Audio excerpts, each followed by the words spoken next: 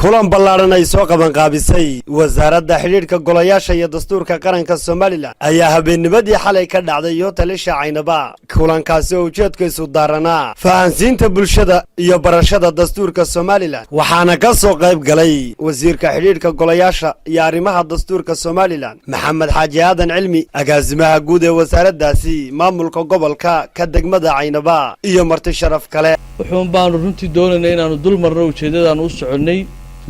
oo gobolkan Saraar iyo gobolada kale Soomaaliland qaarkood baan u mareynay inay tahay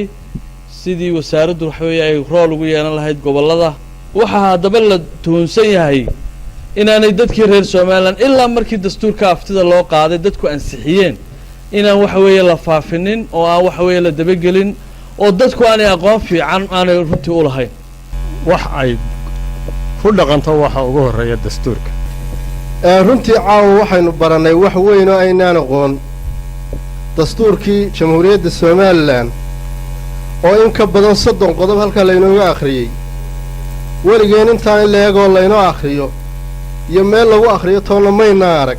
farqadka koowaad waxa qaatay Ingiriisi ka labaadna waxa qaatay Ingiriisi ka saddexaad waxa qaatay Ingiriisi dadka wax la jimba galay waxaan filayaa in Ingiriisi ina gala waxay noo tahay farxad weyn bay noo tahay maadaama dastuurkii jamhuuriyadda Soomaaliland caawa halkan lagu soo bandhigayo oo lagu hoga tusaaleynayo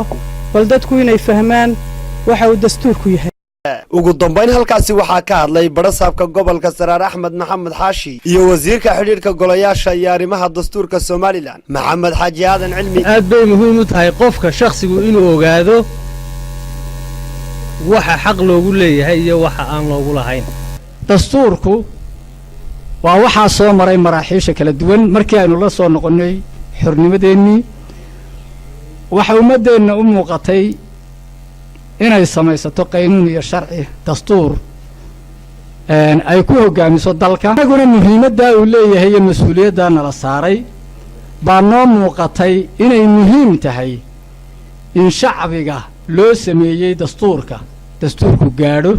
oo gobol walba aanu gaarsiin وعلي آدن درد علي تاني ورركة تلفزيون كون كيبل مقالة عينبا